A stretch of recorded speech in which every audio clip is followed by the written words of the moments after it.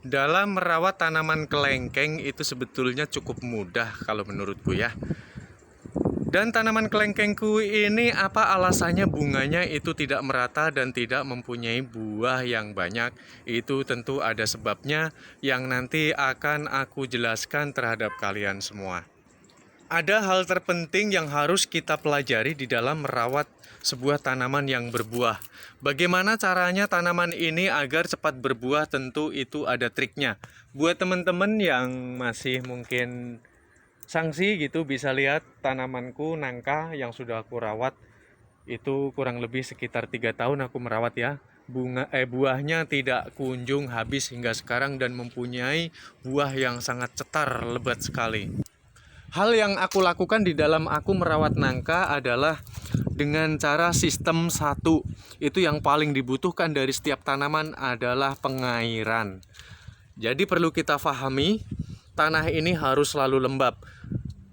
Tumbuhan dapat subur itu karena 3 faktor. Yang pertama adalah kadar air, yang kedua adalah karbon dioksida, dan yang ketiga adalah fotosintesis. Nah, pondasi utama yang harus dilakukan, kita harus memperhitungkan sebuah kelembapan.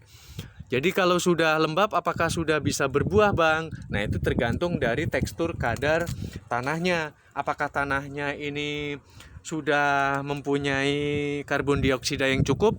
Sebab karbon dioksida itu bisa ada itu dengan melalui pupuk yang ada di areal bawah. Pupuk entah itu pupuk dari tanahnya, memang dulu areal di situ sudah banyak mungkin daun-daun seperti ini mengalami pembusukan, itu pun sudah menjadi pupuk. Atau ranting-ranting seperti ini, atau mungkin ada pohon yang tumbang, itu sudah dapat menjadi pupuk. Nah, ketika berfotosintesis maka tanaman yang menyerap, dia akan menyerap air dan karbon dioksida dari hasil pupuk yang ada di bawahnya melalui cairan tersebut. Kemudian naik ke atas, dan sehingga dari kedua bahan tersebut maka akan muncul tunas-tunas baru dan reproduksi dari daun hingga ke buahnya. Tidak kalah penting, yang harus kita lakukan adalah dengan cara sistem pelukaan seperti ini. Seperti nangkaku, pohon nangkaku buahnya luar biasa. Itu satu tangkai bisa tumbuh 17, terkadang bisa 18 buah ya. Itu satu tangkai, makanya cetar. Itu yang aku lakukan dengan cara sistem pelukaan seperti ini. Bisa juga dengan cara sistem pengikatan melalui kawat ya. Nah, hal seperti ini pelukaan itu dimaksudnya untuk menghambat nutrisi yang dimasak oleh fotosintesis daun di atas ketika siang hari, agar dia tidak merata ke bawah, jadi dihambat oleh sayatan-sayatan tersebut. Agar apa? Hasil fotosintesis itu berpusat kepada dahan ataupun cabang baru dan proses pembuahan. Begitu ya. Bisa difahami, sebab juga dulu aku nggak percaya ketika aku sudah praktekkan, ketika aku sudah lukai begini, ternyata betul-betul buahnya sangat-sangat luar biasa banget. Itu ada alasannya ya, masuk di akal ya teman-teman ya. Kemudian kita fokuskan terhadap satu buah pruning. Nah, yang seperti ini tuh agak sulit, dia membutuhkan kuncup yang baru, sehingga harus kita pruning. Kita biarkan pun setahun 2 tahun, dia nggak akan mungkin dapat berbuah dengan ciri-ciri yang seperti ini. Jadi perlu kita adakan satu pruning, yaitu dengan cara pemangkasan di bagian pangkal seperti ini, agar makanan yang sudah dihasilkan oleh fotosintesis tidak terbagi ke cabang-cabang yang tidak dapat membuahkan buah yang baru gitu ya.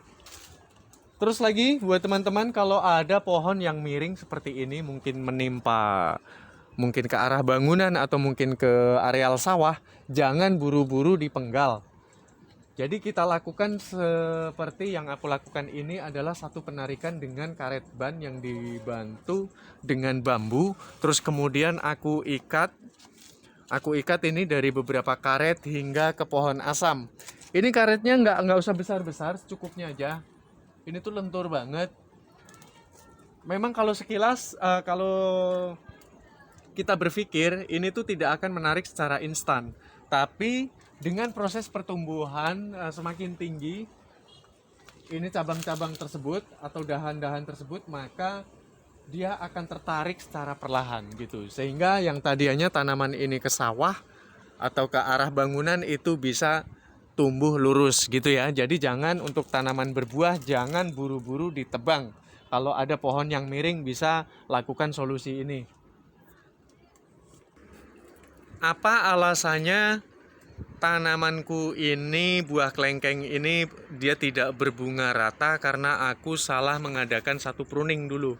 Jadi kalau tanaman berbuah kita sering lakukan sebuah pruning yang membabi buta seperti ini, kan dulu aku belum ketemu cara menarik pohon ya. Makanya pas di pinggir sawah tuh aku tebas, dia akan memfokuskan terhadap dahan yang baru, sehingga dia belum sampai pada proses pembungaan. Dia masih sibuk ngurusin cabang-cabang yang baru maupun daun-daun yang baru sedang pembentukan. Itu alasannya pohon di tempat kita itu kalau ada bunga yang nggak rata itu pasti berkaitan dengan itu, atau mungkin dengan kurangnya nutrisi asupan yang dihasilkan dari bawah seperti ini. Dan hal yang perlu dilakukan di dalam merawat sebuah tanaman berbuah itu bisa dilakukan selain dengan pengairan yang cukup, kelembapan yang cukup, maka gulma-gulma yang ada di bawah yang seperti ini, rumput-rumput itu harus dibuang. Tujuannya apa? Supaya makanan tidak terbagi, akar tersebut ini tidak berbagi dengan gulma-gulma yang kita bersihkan ini.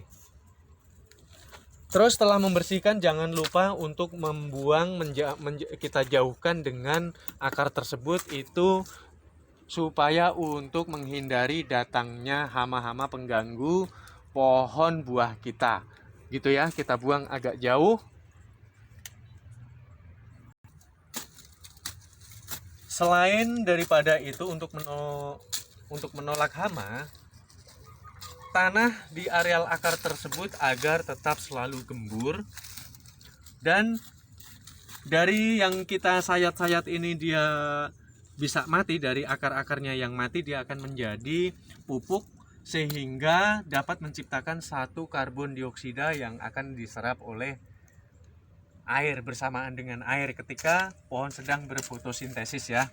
Di samping daripada itu, kalau tanah digemburkan itu dapat menyimpan kadar air agar lebih lama lagi, sehingga kita tidak bolak-balik harus menyiram dalam setiap harinya gitu. Jujur aku tidak menggunakan pupuk apapun karena aku, apalagi pupuk kimia ya. Seluruh tanamanku tidak ada yang menggunakan pupuk kimia. Kalau aku, karena dulunya aku tahu ini itu dulu tempat bakaran, jadi itu dari hasil bakaran sampahku itu sudah cukup untuk menghasilkan karbon dioksida, artinya sudah ada pupuk secara alami tersendiri dari sini gitu. Makanya aku tidak menggunakan pupuk. Bahkan untuk daun pun aku tidak menggunakan obat-obatan bahan kimia sama sekali. Oke, semoga buat teman-teman dari artikelku ini yang sudah aku bagikan terhadap kalian, semoga ini dapat bermanfaat untuk seluruh pecinta tanaman berbuah dan lestari alam ya. Semoga akan berbuah dan akan menjadi yang bertani, menjadi petani yang sukses, yang ini hanya untuk punya untuk apa ya, dimakan sekeluarga. Mudah-mudahan dapat berbuah lebat. Oke, bye bye semuanya.